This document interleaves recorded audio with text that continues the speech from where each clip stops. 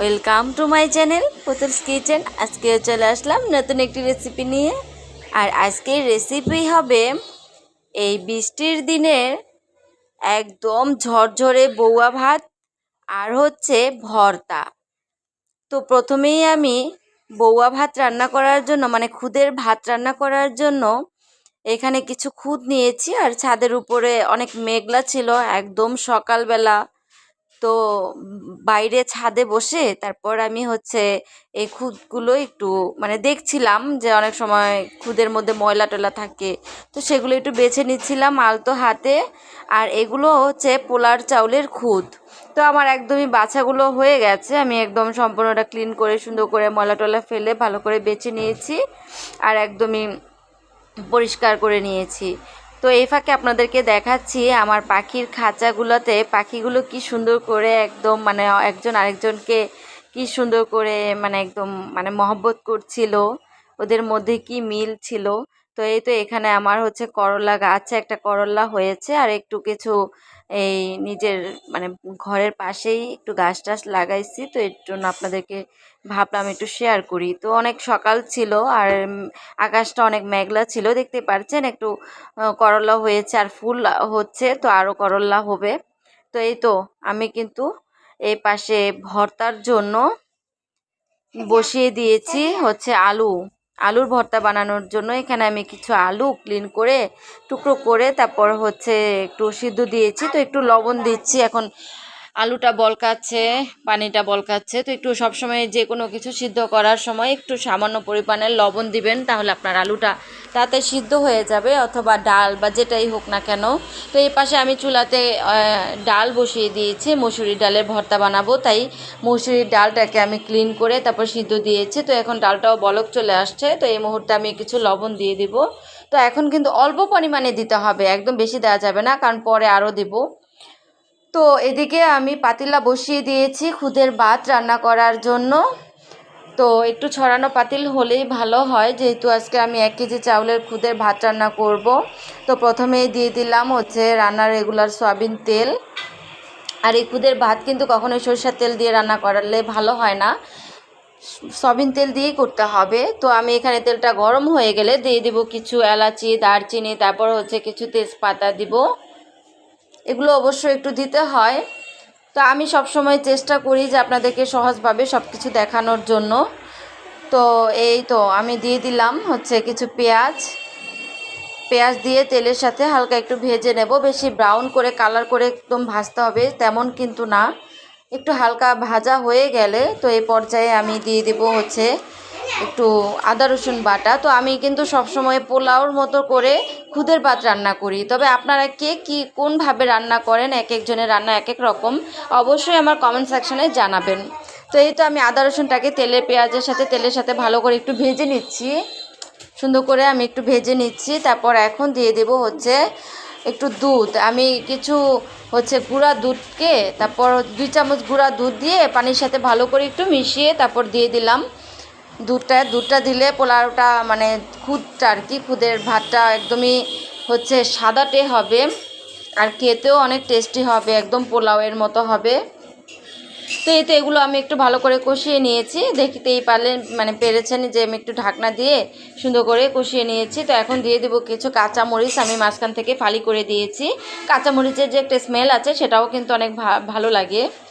তো এই পর্যায়ে আমার কিন্তু কষানো হয়ে গেছে। আমি চালগুলো ক্লিন করে রেখেছিলাম, আর এই পোলার চালগুলো খুদগুলো আর কি, খুদের ভাত রান্না করার জন্য এগুলোকে আমি আধা ঘন্টা ভিজিয়ে রেখেছিলাম। আপনারা সময় থাকলে ভিজিয়ে রাখতে পারেন, তাহলে ঝরঝরে হয় চাউলটা অনেক।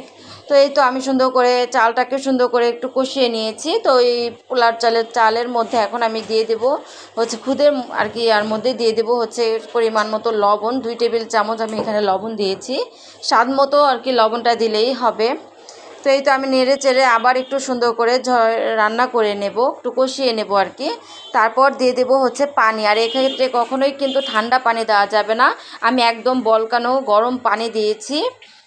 আর খুদের ভাত অথবা পোলাও যেটাই রান্না করেন না কেন একদম গরম পানি দেওয়ার চেষ্টা করবেন, তাহলে আপনার চাউলটা খুবই ভালো হবে আর একদম ঝরঝরা হবে আর একদম ভালোভাবে ভেতর থেকে কুক হয়ে যাবে। তো এই তো আমি পরিমাণ মতো পানি দিয়েছি, আর এখন একটা ঢাকনা দিয়ে ঢেকে দেব বলক আসা পর্যন্ত। ওইদিকে আমি একটা প্যানে বসিয়ে দিয়েছি চুলাতে। আমি এখন একটু ভর্তার জন্য কিছু শুকনো মরিচ আমি সুন্দর করে একটু টেলে নেব। তো ভর্তাগুলো আসলে একটু শুকনো মরিচ দিয়ে করলেই ভালো লাগে, সবসময় কাঁচা মরিচ দিয়ে ভর্তা ভালো লাগে না। আর আমার হাজব্যান্ড কিন্তু সবসময় শুকনো মরিচের ভর্তাটা একটু বেশি পছন্দ করে। তো এই তো আমি তেল দিয়েছি, এটাকে ভেজে শুকনো মরিচটাকে ভেজে আমি এখানে পরিমাণ মতো তেল দিয়েছি। এখন পেঁয়াজটাকেও আমি ভেজে নেব। আর এরকম পেঁয়াজ তেলের সাথে ভেজে নিলে হয় কি, মানে আপনার ভর্তাটা অনেক সময় পর্যন্ত মানে ভালো থাকবে, লাস্টিং করবে আর কি, ভালো থাকবে, নষ্ট হবে না। তো অনেক সময় দেখা যায় গরম পড়লে ভর্তা তাড়াতাড়ি নষ্ট হয়ে যায়, খাওয়া যায় না। তো ওইদিকে আমি কিন্তু ভর্তা আমার ভাজা হয়ে গেছে পেঁয়াজগুলো। ওইদিকে ভর্তার জন্য আমি নিয়েছি হচ্ছে ওই ভাজা পেঁয়াজগুলো, তারপর হচ্ছে কিছু শুকনা মরিচ নিয়েছি।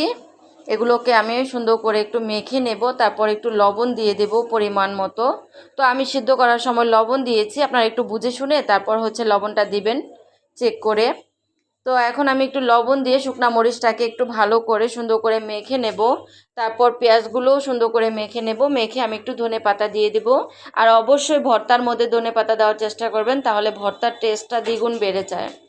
তো এভাবে আমি সুন্দর করে মাখিয়ে নিয়েছি সবগুলো। তারপর আমি আলুগুলো দিয়ে দিলাম, যেগুলো আমি প্রথমেই সিদ্ধ করে রেখেছিলাম, খোসা ছাড়িয়ে সুন্দরভাবে আমি দিয়ে দেব এখন। আর আমি ভর্তাগুলোকে মেখে নেব আর কি সুন্দর করে। আলুর ভর্তাটা মাখা হয়ে গেছে অলরেডি। তো এই পর্যায়ে শেষ মুহূর্তে আমি একটু সরিষার তেল দিয়ে দেব। আর সরিষার তেল দিলে ভর্তাটা অনেক টেস্টি হয়। একটা সরিষার তেলের যে একটা ফ্লেভার আছে সেটা কিন্তু খুবই ভালো লাগে এরকম আলুর ভর্তার মধ্যে, অথবা ডাল ভর্তা, বেগুন ভর্তার মধ্যে সরিষার তেলটা দিলে খুবই ভালো লাগে। আপনারা দেওয়ার চেষ্টা করবেন। তো এদিকে আমার আলুর ভর্তাটা একদমই কমপ্লিট হয়ে গেছে। তো এখন আমি ডাল ভর্তাটা বানিয়ে নেব। তাই আমি এখানে কিছু দিয়ে দিলাম হচ্ছে শুকনা মরিচ, সেই আগের প্রসেসেই। তারপর শুকনা মরিচটাকে আমি লবণ দিয়ে মেখে নেব, তারপর পেঁয়াজগুলোকে মেখে নেব এভাবে করে। তারপর একটু ধনেপাতা দিয়ে ডালগুলোকে সুন্দর করে আমি মেখে নেব। তো এই তো ডাল ভর্তাটা হয়ে গেছে। তো লাস্ট মুহূর্তে কিন্তু আমি একটু সরিষার তেল দিয়ে দিচ্ছি। অবশ্যই সরিষার তেলটা দেওয়ার চেষ্টা করবেন, ভালো লাগবে খেতে অনেক বেশি। তো ওইদিকে আমার খুদের ভাতটা দেখে কি অবস্থা। তো মাশাল্লাহ খুদের ভাতটা কিন্তু একদম, চালটা কিন্তু একদম হয়ে গেছে, সিদ্ধ হয়ে গেছে। তো এখন আমি কিন্তু প্রথমে নাড়া দিবেন না, যখন দেখবেন যে ভাপটা উঠে গেছে, হ্যাঁ, তো এরকম দমে রেখে আপনার পোলাওটাকে রান্না করে নিতে হবে। তো এইভাবেই আমি কিন্তু খুদের ভাতটাকে সুন্দর করে ঝরঝরা করে রান্না করে নিয়েছি। তো মাশাল্লাহ আমার খুদের ভাতটা কিন্তু একদমই ঝরঝরা হয়েছে আর একদম অনেক সাদা হয়েছে। তো ওইদিকে আমি একটা ভর্তা তৈরি করব, সেটা হচ্ছে কালো জিরা ভর্তা। তো কালো জিরা ভর্তা তৈরি করার জন্য আমি এখানে একটু পাতায় বেটে নেব। প্রথমেই শুকনা মরিচ, পেঁয়াজ, তারপরে হচ্ছে একটু লবণ দিয়ে, এখানে শুটকির ভর্তাটা বানাবো। তো এখানে আমি শুটকি ভর্তাটা বানানোর জন্য শুটকি টুটকি সব একদম ভালোভাবে দিয়ে দিয়েছি, তারপর সুন্দর করে বেটে নিয়েছি। এই তো দেখতে পাচ্ছেন আমি একদম বাটা হয়ে গেছে। তো এটাও কিন্তু আমি ওই ভাজা পেঁয়াজ দিয়ে করেছি। তো এদিকে আমি কিন্তু হচ্ছে কালো জিরা ভর্তাটা বানানোর জন্য আমি প্যানের মধ্যে কালো জিরা দিয়ে দিয়েছি। আর এই কালো জিরাটাকে আমি একটু হালকা একটু টেলে নেব, তাহলে কালো জিরার একটা স্মেল আসে ভালো, আর তাহলে ভর্তাটা খেতে অনেক বেশি সুস্বাদু হয়। তো আমার ভাজাটা একদম হয়ে গেছে। যখন দেখবেন কালো জিরাটা ফুটফুট করে শব্দ হচ্ছে, ঠিক তখনই বুঝে নেবেন যে আপনার কালো জিরাটা একদম ভাজা হয়ে গেছে। তো এই তো আমি কালো জিরা ভর্তা করার জন্য এখানে দিয়েছি হচ্ছে কিছু, আমি একটা কাঁচা মরিচও দিয়েছিলাম শুকনা মরিচের সাথে। তো এভাবে করে আমি সুন্দর করে হচ্ছে কালো জিরা ভর্তাটাও বানিয়ে নিয়েছি। তো আলহামদুলিল্লাহ আমার 4 পদের ভর্তা একদমই রেডি। এটা হচ্ছে আলুর ভর্তা, এটা হচ্ছে শুটকির ভর্তা, পুঁটি শুটকির ভর্তা, আর এটা হচ্ছে কালো জিরা, আর এটা হচ্ছে ডাল ভর্তা। তো আপনারা এইভাবে করে বাসায় তৈরি করে নেবেন। আর এখানে হচ্ছে আপনাদেরকে দেখালাম যে আমার খুদের ভাতটা মাশাআল্লাহ কতটা সুন্দর হয়েছে, একদমই ঝরঝরা, একটার সাথে আরেকটা লাগছে না, দেখেই কতটা বুঝতে পারছেন ঝরঝরা হয়েছে। তো আলহামদুলিল্লাহ আমি এভাবেই সবসময় রান্না করি পোলাওর মতো করে। তো মাশাআল্লাহ অনেক সুন্দর হয়েছে খেতেও। এরকম ঝরঝরা হলে আসলে ভর্তার সাথে খেতে খুবই ভালো লাগে। তো তো আমি সবসময় আপনাদেরকে চেষ্টা করি খুব সহজভাবে ভিডিওগুলো দেখানোর জন্য। আশা করি আপনারা খুব মানে ভালোভাবে এই ভিডিওটা বুঝতে পেরেছেন। তো আলহামদুলিল্লাহ, সবাই আমার জন্য দোয়া করবেন, ভিডিওটা শেয়ার করে দিবেন, লাইক দিয়ে পাশে থাকবেন। আল্লাহ হাফেজ, আসসালামু আলাইকুম।